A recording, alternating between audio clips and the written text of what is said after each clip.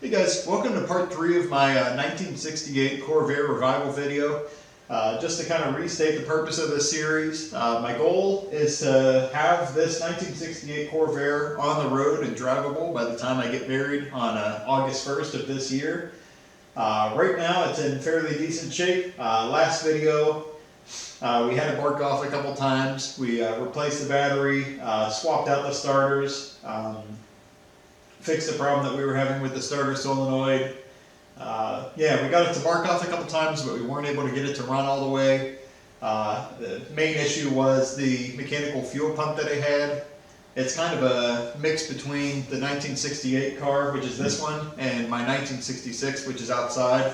It was a bit of a Frankenstein fuel pump of those two that I put together last year.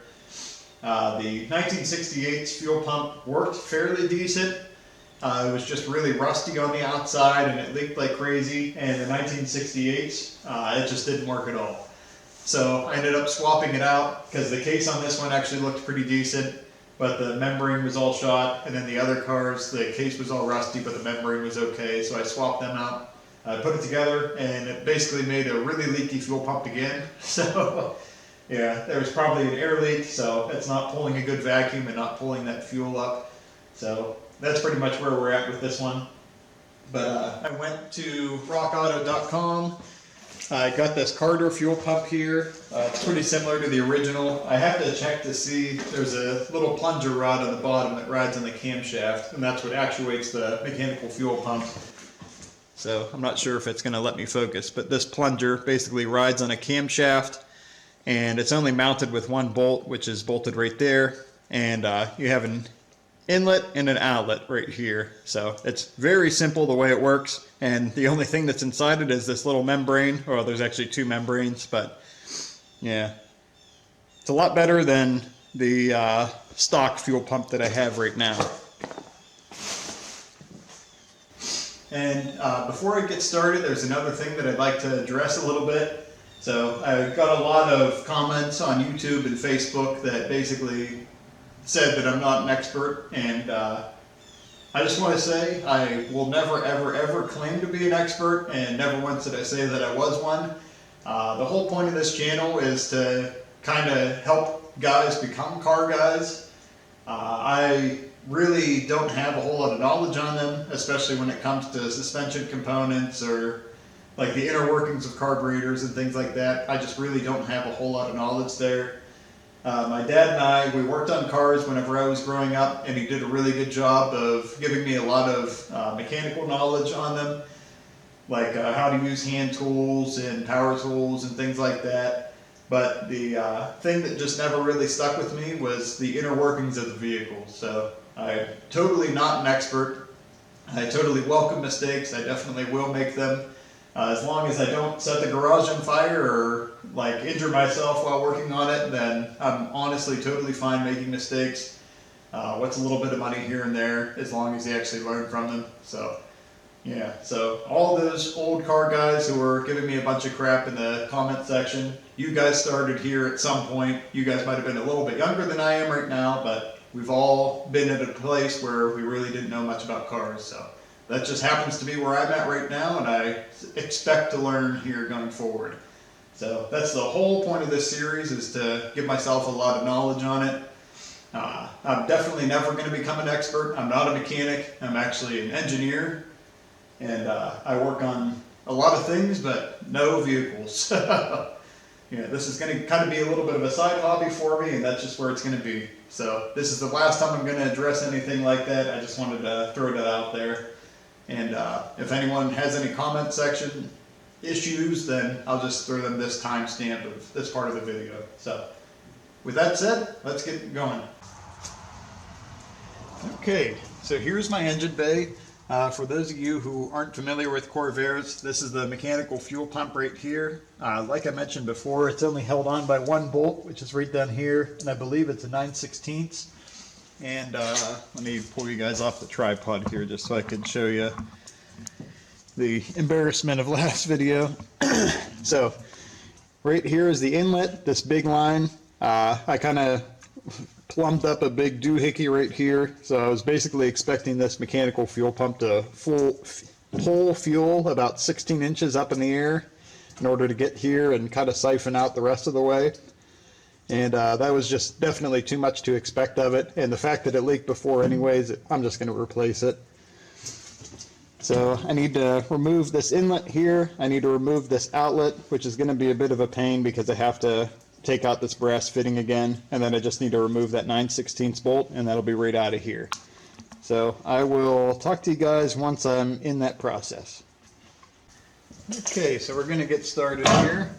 So like I said, I'm going to start with this inlet line, and I don't have a line wrench, so don't get started.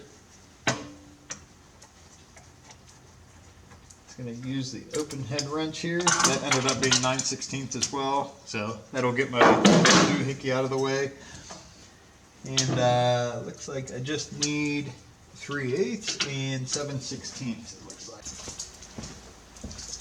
Okay, so let's get this return line off.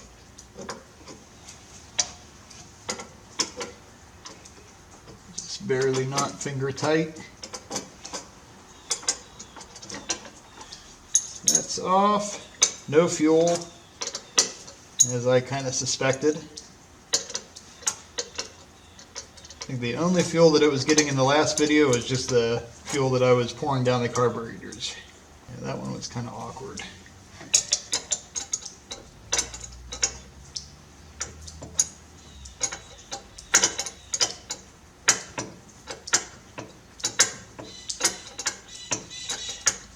Yeah, both of these are going to be kind of tight. I had to bend these lines in order to fit them in there, so I suspect I'm going to have to kind of finagle them if I want to get them on again. Almost out. Here we are. This one's going to need to be kind of bent to get out of there again. I just have to take it off the carburetor.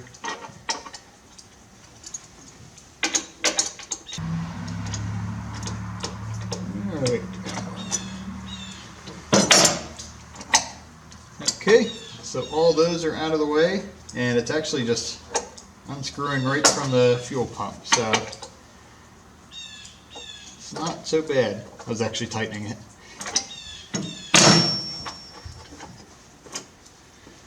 And it's always good practice to remove the battery whenever you're working on any fuel lines, just on the off chance that there's a spark or anything like that. You don't want to accidentally cause a fire.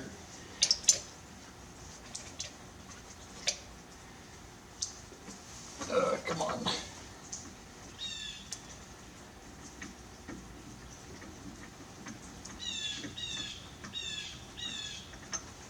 Okay, so that's out. It was nowhere near as difficult as I thought it was going to be. So let me grab a 9/16.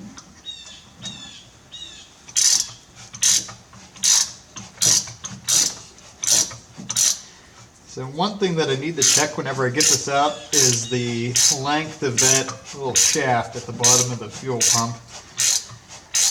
I was told that sometimes they're a little bit different from aftermarket fuel pumps because they're meant for different cars, so I'm going to have to check this one out. Yeah, that plunger looks about the same. Let me go grab the other one and then we'll go ahead and compare them. So I thought I had a set of calipers here, but it looks like I don't. So we're just going to kind of measure the caveman method here. So I'm just going to use this little tool that I found, and I'm going to go from the center of the hole that it mounts to down to the base of the plunger with my thumbnail. So that gets me to right about there. Just double checking and move up just a little bit. So right there. We're going to do the same thing here and see where the plungers line up. So from the center of the hole, it looks like I'm about a 1/4 inch almost too long. So that is where we are at. So this plunger is indeed a little bit longer.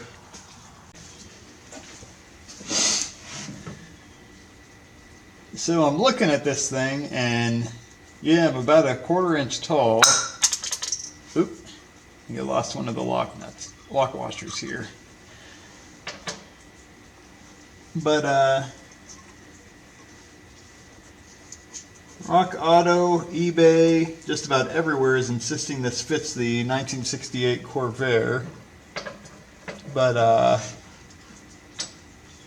Copilot seems to think that it does not, and that this was designed for a small block Chevy. But I don't see how. So like I said before, this is about 1/4 inch too tall, and I compared the two fuel pumps together by just pressing them down on my desk, and this one feels like totally different from the other one.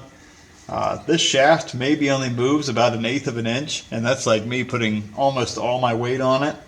And the other one, it just goes and bottoms out right away. So this one also clearly has a much stiffer spring, and this one just like does not stop as early. So I'm going to stay true to my word and not be afraid of messing something up. And I'm going to kind of take this apart and see if I could swap out the internals maybe. I believe this might be glued together. Doesn't seem to want to come apart like the other ones did. So we will see. Looks like the centerpiece is starting to kind of loosen up a little bit. Try not to pull on the gasket too much. So I got the two halves to come apart here, and what I'm left with is this little diaphragm, and that's obviously what bounces up and down. And then there's this other diaphragm right down here. So the fuel must go in, and then as this diaphragm is kind of bouncing up and down, it pulls a vacuum and then applies pressure, and then that pushes the fuel out. So it applies a vacuum, pulls the fuel in, then applies pressure and pushes fuel out. But yeah, I don't appear to be able to swap the shafts out between the two. I'm a little afraid of breaking it because it looks like there's just a little rubber skirt that's on the bottom there. I can't tell if it's glued or pressed on or what. But yeah, I don't want to stretch that out and risk breaking it. I remember a year or two ago someone was telling me that I needed to grind off part of the shaft if it's a little bit too long, because they said that's a pretty common they said that's a pretty common problem with these fuel pumps. So I'm going to do a little bit of research and just see if that's truly the best option, because I'm way past the return window. I bought this fuel pump whenever it was still a total blizzard outside and minus 16 degrees. That was a little while ago. So I'm going to do a little bit of research on this and then I'll get right back. Okay, so I did a little bit of research on this, and it looks like mechanical fuel pumps that are sold by retailers like Rock Auto and places that don't necessarily specialize in Corvairs, they sell these fuel pumps advertising that they are compatible with 1960 through 1969, but it turns out that they're really only compatible with 1960 cars because they required a longer fuel shaft that rides on the eccentric for the mechanical fuel pump.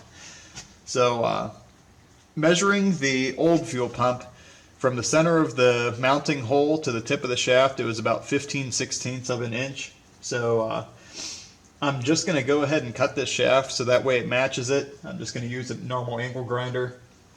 And I thought about swapping out like the gaskets and the internals from this fuel pump and putting it in the old one.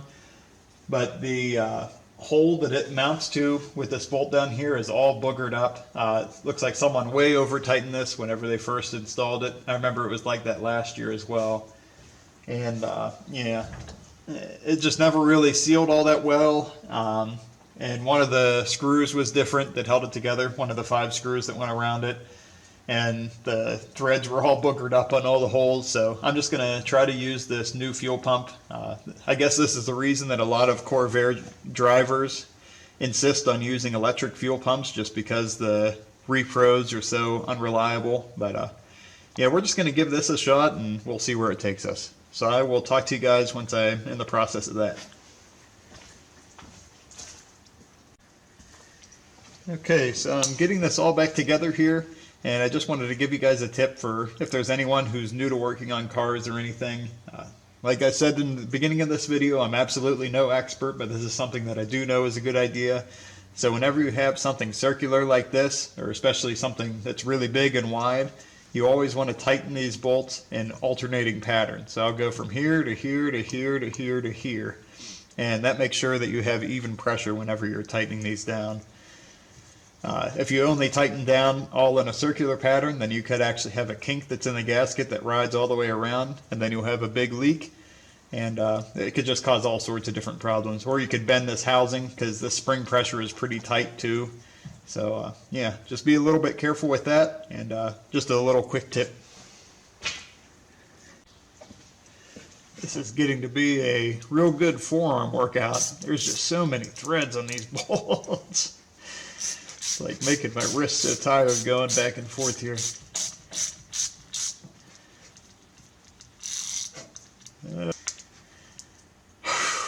All right, 4 down, 1 to go.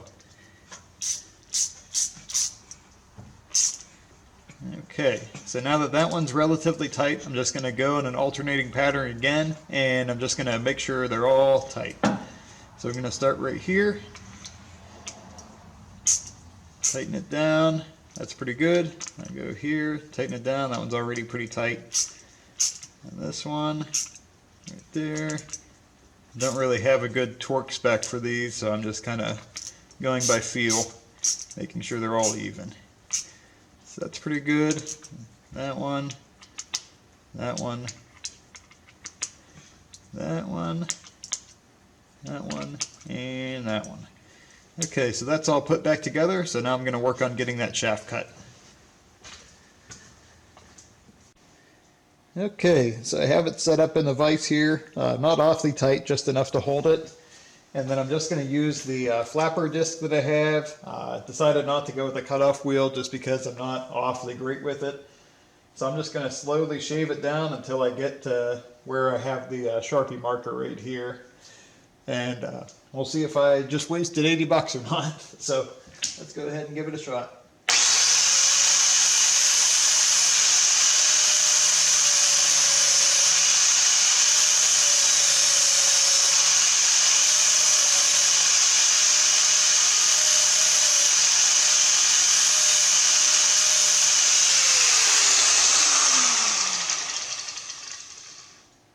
I still have quite a ways to go.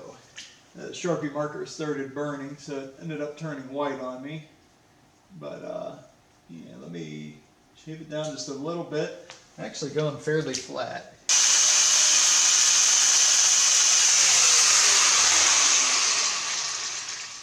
Alright, I'm actually fairly happy with that. Let me get you guys a better view of it. So as you guys can see, I put a little shop rag inside there just to keep the like sparks and different pieces of metal from getting inside the internals. But it actually looks pretty good. So I'm going to go ahead and measure it, and then I'll go ahead and clean it up and put a little chamfer on it too, just to make it a little nicer looking. Okay, so I cleaned it up with a file, and it actually ended up turning pretty good. There's a little bit of a chamfer on there, and I think I finished it pretty good, and it measures exactly at 15/16, so I'm going to go ahead and install it now. Alright, I'm just going to push it down far enough so that way this hole lines up with the bolt down here. The bolt actually has a little bit of a needle edge on there, so it'll kind of self-align as you tighten it up, but you don't want to be too far off or else you end up looking like the other shaft where it was just all screwed up there. So I will see if I can do my best here. Just straighten it up for myself. There's also a little green dot that's on it, which is kind of nice, which looks like it's supposed to point directly out. But, make sure I'm tightening. And we will go in. And just looking at some markings on the aluminum, I could see it was just a little bit off, so I'm going to need to line myself up a little bit better. Not awfully easy to do here.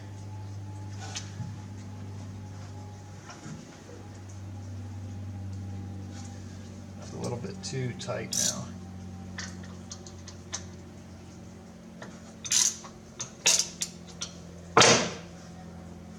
Now it's going in all the way. So that's where I was the last time I tried tightening it up. I'm just consistently a little bit low and to the left here, so I just need to push the pump down a little bit more, So there's a little spring inside that hole that you need to compress to get it in. So I need to push the pump down a little bit more and twist it just a little bit clockwise.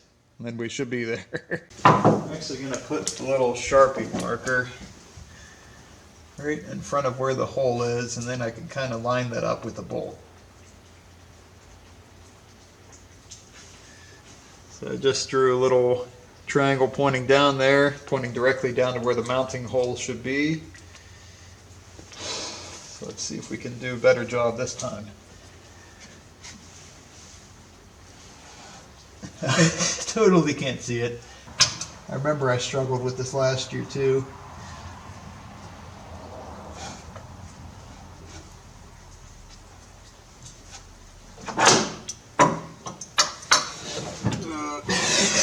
Hand is too big.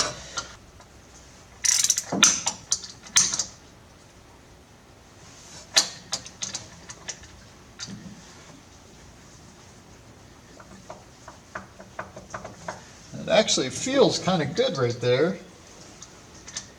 I might be in the right spot, and it's kind of moving as I tighten it, but I can still move it a little bit.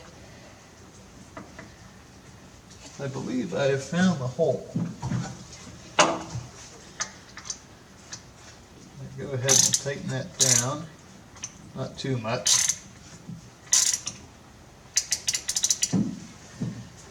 That feels nice and tight, and I can't move it around anymore. Okay, so let's get these lines back on. So that is the inlet from the engine, which I'm not going to put in right now.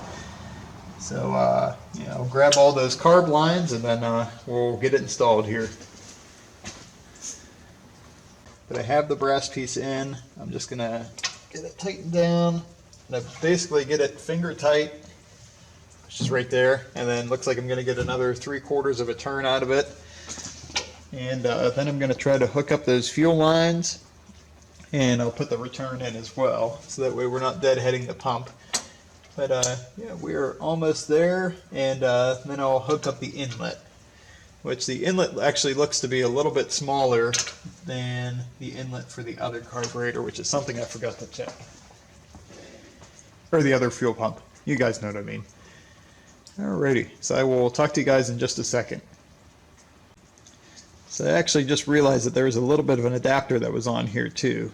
So this is the old fuel pump, and the reason that the inlet looks a lot smaller on the new one is because it had this adapter here. So I'm going to take that out and I'm going to put it in the other one. Okay, everything is on there now. I actually ended up just having to take the fuel pump out, putting both of those back in, and tightening the fuel pump back in. It is way easier to do it outside of the car than inside, so as is usually the case, but I just decided not to realize that before putting it in. So I'm going to go ahead and hook these lines up, and then we'll go from there. Okay, so I have everything hooked back up now. So we have the left carburetor, we have the right carburetor, oops, excuse me, and then we also have the return line, and then we have the inlet right down here, which is hooked up to that adapter. And I know what you guys are thinking, oh my god, why does he have that doohickey hooked back up? But don't worry, I actually revised the fuel system a little bit. So it's actually all coming from this boat tank, which is right where the convertible top would normally be.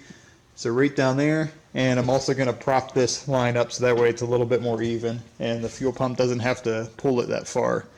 So I'm going to go ahead and prop that up and we're going to try to get it started. Alright guys, I have the battery hooked up and I'll try to start it now. Get a little bit of fuel in there.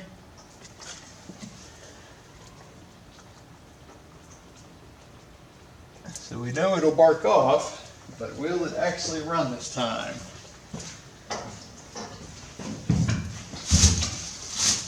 Let's see.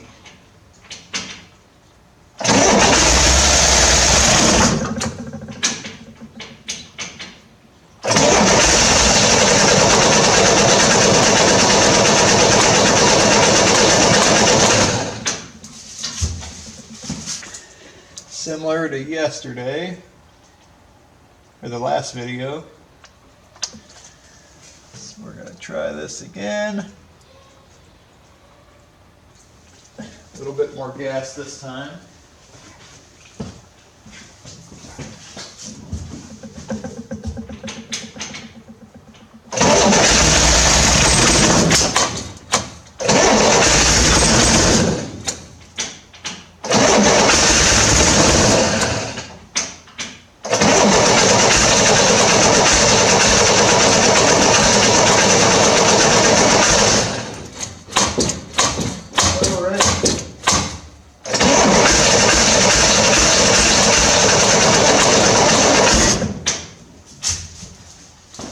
Sounds like it's trying, even after that fuel is expended. Checking the line for leaks, and I do not feel any. You guys see any leaks coming from back here? That line is leaking. That line's okay.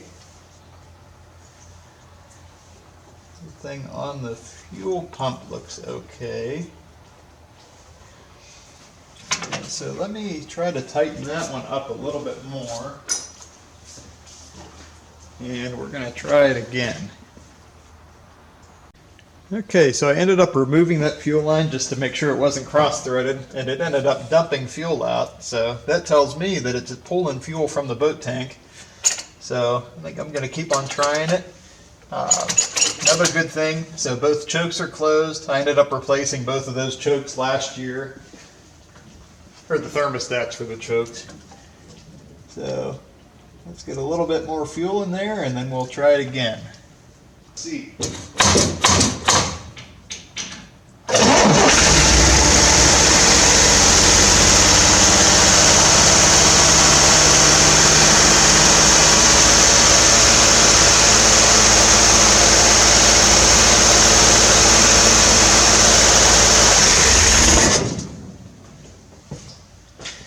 Alrighty, well, I'd say that runs.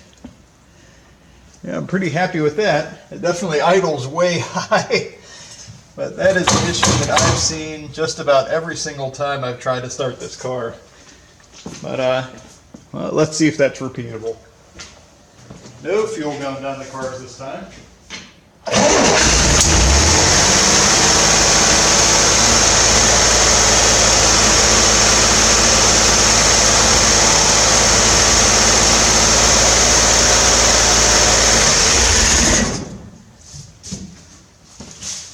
Alrighty. Well, I think that's just about mission accomplished. And is this one still leaking? No. Wow. There's a little bit of fuel that I see right there, but that might actually be from whenever I spilled just a little bit. Let's see. Oh, there's a little bit of fuel there. Yeah, so the fuel pump actually feels really good. I don't feel any leaks there. There might actually be a little bit. Yeah, there definitely is a little bit of a leak there. But at the very least, it's not hemorrhaging. Last year it was totally just dripping out of just about everywhere it had an opportunity to. And also, my line going in was leaking like crazy, which this one is actually not. So, yeah, I am pretty happy with that. So, well, that's mission accomplished for today. So, yeah, in the next video, I guess we'll adjust the carburetors and try to get it running smoothly. Alrighty, so the car actually runs, and unlike last year, it doesn't hemorrhage fuel everywhere, so I'm really thrilled with that. Yeah, so that's honestly further than I was able to get last year before I got this car titled. So last year, just to kind of recap what I did, I replaced the thermostats for the choke because those were stuck wide open at all times. And that was just a total pain in the butt to do. And while I was doing that, I also replaced the gaskets on the valve covers because those were leaking oil. What else did I do?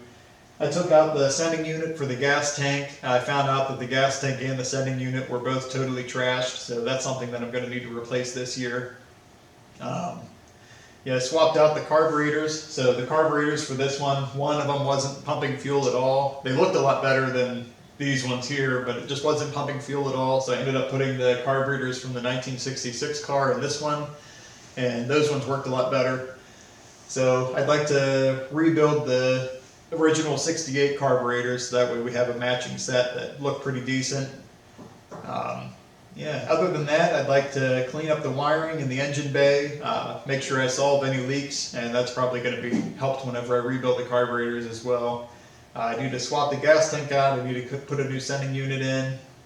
One of the wheels in the back is kind of canted in a little bit whenever the car is on the ground, so I need to take a look at the rear suspension. And other than that, it's just going to be mostly cosmetic stuff, like putting a windshield in and putting kind of an interior in. And once all those are sorted, and then I can get it on the ground and kind of drive it around a little bit. And yeah, that's really, I guess, the requirements for getting the car ready for my wedding. Just to run reliably and be relatively comfortable to sit in. I don't really need a new convertible top by then. It would definitely be nice to have, but for the sake of pictures and everything, I don't really care all that much. It's definitely going to stay red until then. But yeah, I'm pretty happy with where I'm at right now. And yeah, just to restate what I said earlier in this video for the final and last time, please do not go onto my channel expecting me to be an expert. Working on cars is totally not even probably on my top 3 list of hobbies, so I haven't really devoted a whole lot of time to that yet, and I would definitely like to devote a lot more time to it. Part of the reason it's not as high on my priority list is just because I know so little about it. I've been working on a lot of computers upstairs, like building my own server, and I built a Windows 98 computer to replay a lot of the games from my childhood and everything. So those are probably at the top of my list right now because I've been really successful with those. But yeah, as it gets warmer, I definitely want to work on this a lot more. My interest is definitely building whenever it comes to working on cars and everything. So, like I said, I'm just not an expert on it at all. I worked on cars as a kid with my dad, had a lot of fun doing that. He did a really great job of teaching me a lot of different things, but one of the things that just did not stick with me was actual working knowledge of cars themselves.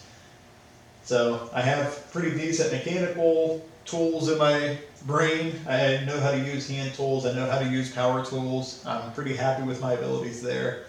It's just the knowledge of the internal workings of everything that I'm totally fuzzy on. So yeah, so please don't go onto my channel expecting me to be an expert mechanic or anything. I'm very far from Pole Barn Garage or Vice Grip or anyone like that. So I just hope you guys can understand that. I just want to show people who didn't grow up with cars or any mechanical knowledge or anything that they can work on these things. Yeah, so hopefully I can inspire a couple people. Hopefully you guys can learn from some of my mistakes, which I definitely will make. And yeah, I guess we'll go from there. So thank you guys for visiting my channel. If you like it here, you might as well stick around. If you're interested in any of my other hobbies like building computers and servers and working with Linux and all sorts of stuff like that, then go ahead and join in. I'll probably also like to get a capture card to record Excel tutorials and playing PS2 games, things like that. So this channel is definitely going to be a little bit varied, but this is going to be a staple. And yeah, so I'm pretty happy with where I'm at right now. Like I said, in the next video, we're going to be working on getting the carburetors adjusted so that way they idle smoothly. Maybe even try to fix a couple of the leaks. And once that's all sorted out, then we can focus on the gas tank and getting some other things in the car. So yeah, so thanks for stopping by, and I hope to see you guys in the next one. Bye.